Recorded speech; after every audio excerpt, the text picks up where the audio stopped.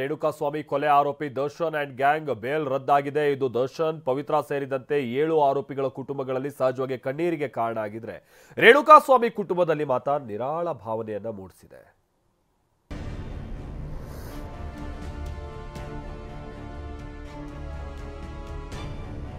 ಚಾಮುಂಡಿ ತಾಯಿ ಕಾಪಾಡಲಿಲ್ಲ, ಕಾಮಾಖ್ಯ ದೇವಿ ಕೈ ಹಿಡಿಲಿಲ್ಲ, ಕೇರಳದ ಕೊಟ್ಟಿಯೂರು ಶಿವನೂ ಕಾಯಲಿಲ್ಲ.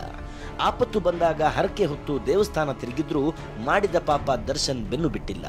ರೇಣುಕಾಸ್ವಾಮಿ ಕೊಲೆ ಕೇಸಲ್ಲಿ ಜಾಮೀನು ರದ್ದು ಮಾಡಿದ್ರಿಂದ ಮತ್ತೆ ಕಂಬಿ ಎಣಿಸೋ ಪರಿಸ್ಥಿತಿ ಬಂದಿದೆ.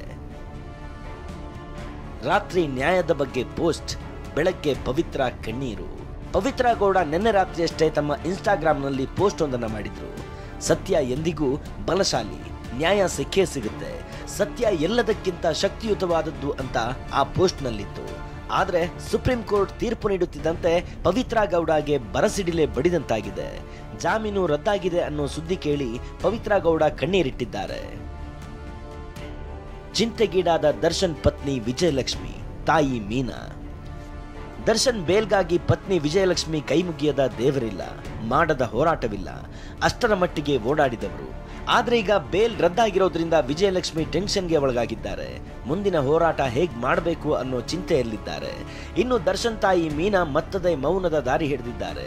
ತೀರ್ಪಿನ ಬಗ್ಗೆ ಪ್ರತಿಕ್ರಿಯಿಸಲು ನಿರಾಕರಿಸಿದ್ದಾರೆ. ಕಾನೂನಿನ ಮುಂದೆ ಎಲ್ಲರೂ ಸಮಾನರು ಎಂದ ರಮ್ಯಾ. ಸುಪ್ರೀಂ ಕೋರ್ಟ್ ತೀರ್ಪು ಹೊರಬೀಳ್ತಿದ್ದಂತೆ ನಟಿ ರಮ್ಯಾ ಇನ್ಸ್ಟಾಗ್ರಾಂನಲ್ಲಿ ಸ್ಟೋರಿ ಹಾಕಿದ್ದಾರೆ. ನ್ಯಾಯ ಎಲ್ಲರಿಗೂ ಒಂದೇ ಎಂದು ಬರೆದುಕೊಂಡಿದ್ದಾರೆ. ಕಾನೂನಿನ ಮುಂದೆ ಎಲ್ಲರೂ ಒಂದೇ. ರೇಣುಕಾಸ್ವಾಮಿ ಕೊಲೆ ಪ್ರಕರಣದಲ್ಲಿ ದರ್ಶನ್ ಸೇರಿದಂತೆ ಇತರ ಆರೋಪಿಗಳ ಜಾಮೀನನ್ನ ಸುಪ್ರೀಂ ಕೋರ್ಟ್ ರದ್ದುಗೊಳಿಸುವ ಮೂಲಕ ಕಾನೂನು ಮುಂದೆ ಎಲ್ಲರೂ ಸಮಾನರು ಎಂಬ ಬಲವಾದ ಸಂದೇಶ ರವಾನಿಸಿದೆ.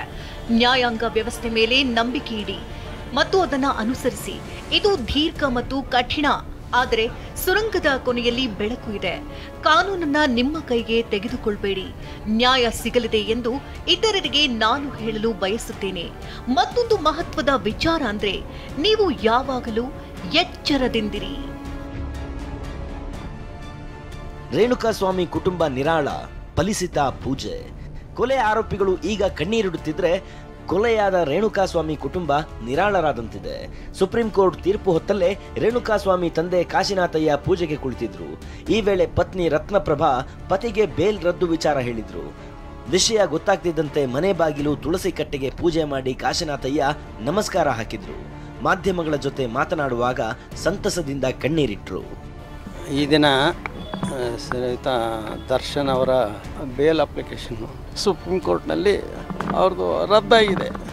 ಅವ್ರನ್ನ ಅರೆಸ್ಟ್ ಮಾಡಬೇಕಂತ ಆರ್ಡರ್ ಆಗಿದೆ. ಇದು ನಮಗೆ ನ್ಯಾಯದ ಬಗ್ಗೆ ಇನ್ನೂ ಹೆಚ್ಚಿನ ಒಂದು ನಂಬಿಕೆ ಅದೆಲ್ಲ ಬಂದಿದೆ. ಹೈಕೋರ್ಟ್ನಾಗ ಅವ್ರಿಗೆ ಬೇಲ್ ಸಿಕ್ಕಾಗ ನಮಗೆ ಸ್ವಲ್ಪ ಆತಂಕ ಆಗಿತ್ತು. ಎಲ್ಲ ತಲೆ ಬಾಗಲೇಬೇಕು. ಅವ್ರು ಕೊಟ್ಟಿರೋ ನಿರ್ಧಾರಕ್ಕೆ ನ್ಯಾಯ ಸಿಕ್ತು ಅಂತ ಇಷ್ಟೊಂದು ಹೇಳ್ತೀನಿ ಅಷ್ಟೇ. ಮಗನಿಗೆ ಆತ್ಮಕ್ಕೆ ಶಾಂತಿ ಸಿಕ್ತು ಅಂತ ಅಷ್ಟೊಂದು ಸಂತೋಷ ಪಡ್ಬೋದು ಅಷ್ಟೇ. Bureau report, TV9.